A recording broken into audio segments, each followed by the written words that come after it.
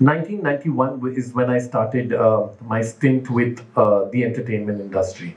My parents are doctors, and in India, a doctor's son is always a doctor, an engineer's son is always an engineer. And whatever your parents do, it is most likely that they would want you to do the same thing. Since my parents were doctors, I filed for medicine.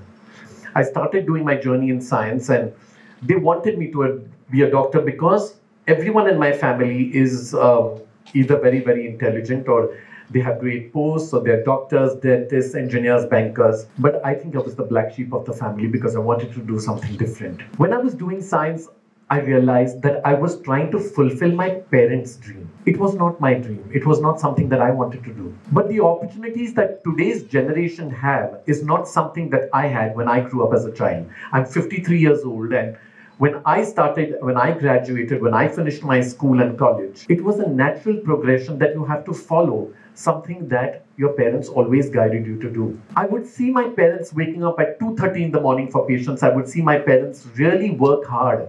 We come from a very, very middle class family even today. And I would see them doing this with medicine, with hospitals, and I was just trying to figure out, what is this life? They do a very noble profession. They are in a very noble profession, and I salute what they do. But this was not my calling. I was made for other things. May not be bigger, but I knew I was made for other things. Because there was some inner voice that was telling me that I was doing the right thing. It was 1 day, 2 day. My father thought I would give the third examination, but I did not give. In Maharashtra board, if you leave arts and commerce, you can do science. But if you leave science, you have to take 1 year's break to do arts and commerce. And my parents cut my pocket money and they said, now fend for yourself. In that fending for myself, I decided that this was the time not to prove a point to my parents, not to prove a point that I had taken a right decision. It was to prove a point to myself that if there is something I had identified I did not want to do, it was an opportunity to find what I want to do. So because my pocket money was cut, because my parents were like really upset, they didn't know, because in this society, you have to show a face. There was a small store opposite my building, which was a music store. So because my pocket money was cut, I decided to go and apply for a job there. So I walked into that store, Sweet Melody, and I said, I'm looking for a job. I live in the opposite building. And they said, what do you know about music? I said, I don't know about music. I'd like to do sales. So I started working for 800 rupees behind the counter, selling LPs and cassettes. I did not know what I wanted to do, but that 800 rupees that I was earning a month and a commission on every LP and a cassette I sold was giving me the power to believe in myself that there can be new beginnings. Every end has a new beginning. I had given up something. It was an opportunity to start something. Every magazine in the country had my name saying, outfits courtesy Vikram Phadnis, and the buzz began, who is this Vikram Phadnis? Who is this boy? And that's when I started meeting people, when people realized. So I would see them entering a set and it would be like a dream come true. I had heard these names, I had seen their films, but I had never had the opportunity to know that I would one day even stand on the same stage as them.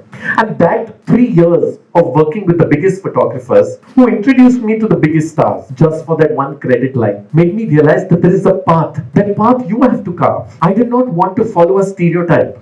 And that's how my introduction to the entire film industry started. I then worked with Salman Khan for 17 years. It's because I got an opportunity when I realized that people want to know who you are. People want to know what is your work. You may come from anywhere. Your surname could be anything. You could be from a big family. You could be from a family who's, like he said, your name is mentioned in the top 10 people. That does not count. What counts is what you get to the table. Your count is what is your USP. What counts is how different are you from the other. That particular year, when I finished my 3 years of internship, saying that now I enough of a credit line. Now I need to get a paycheck home. I realized that my calling was with the business of fashion, with the business of entertainment. So I would stand behind the camera and I would realize that I was doing costumes which were not made by me. So everybody would undermine my potential. Everybody would say, what can you do? Because you have not studied. Till today, I proudly say I can't sketch. I can't hold a paper to a pen and sketch because I did not go to fashion school. By the time I wanted to go to a fashion school, my parents couldn't afford it. By the time I wanted to do it, it was too late in my life. So everything in my life has been a delay of 6 years.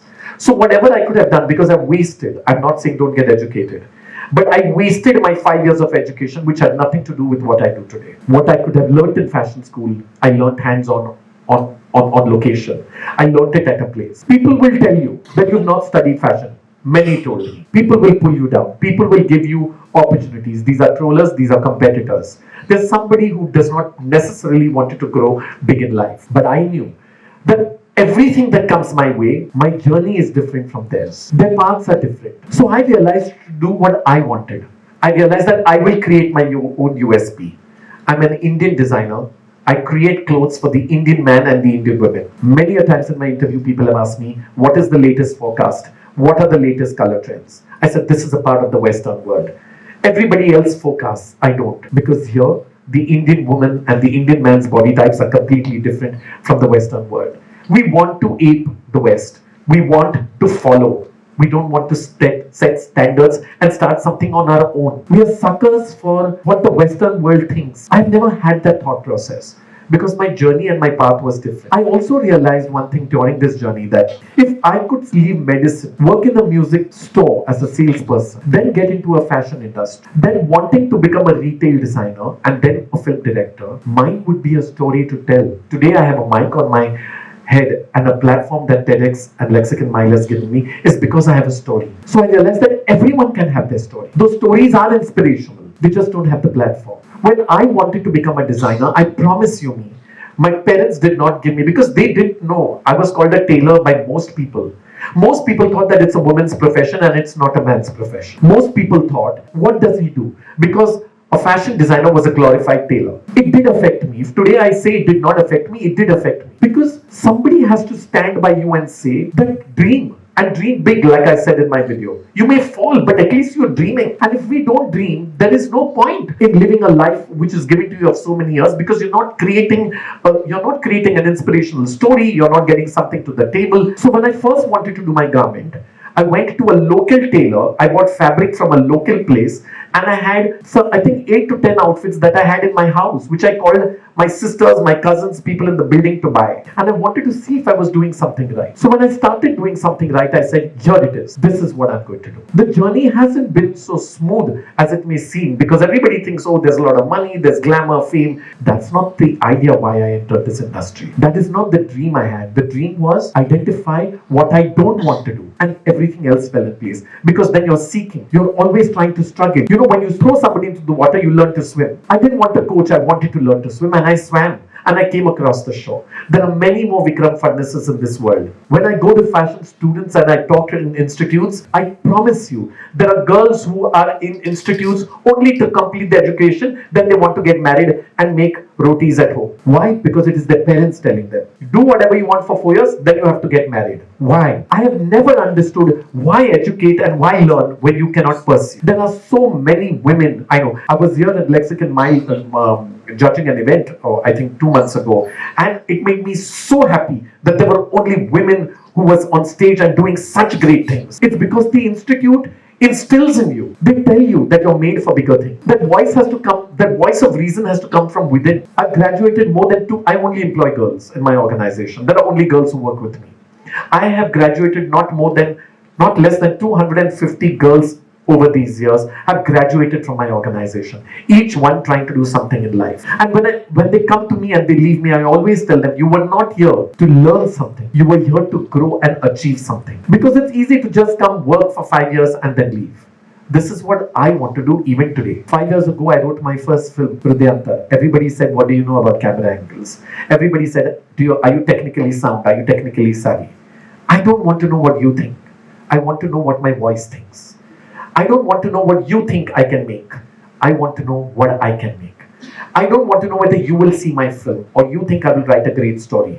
I want you to know that I'm going to write a great story. I want you to know that I'm going to make a great film. Hit, flop, good, bad, nobody knows. Everybody's in love with their work, like I am. But I also understand when I go wrong. I learn those ropes, I pick it up and I move ahead. When I made my first film, I had zero technical knowledge on making Hridayanta. It won all the awards that year. And I promised from a fashion designer, now I would become a filmmaker. Even today in my interviews, people ask me, what did you know about filmmaking that you made a film like Hridayanta? And I only said one thing, I absorbed. standing behind a set, watching Mr. Amitabh Bachchan, watching Salman Khan, watching Priyanka Chopra, watching Sushmita Sen, I learned what to do, what not to do. I'm very clear in my life. These are the two basic principles of my journey.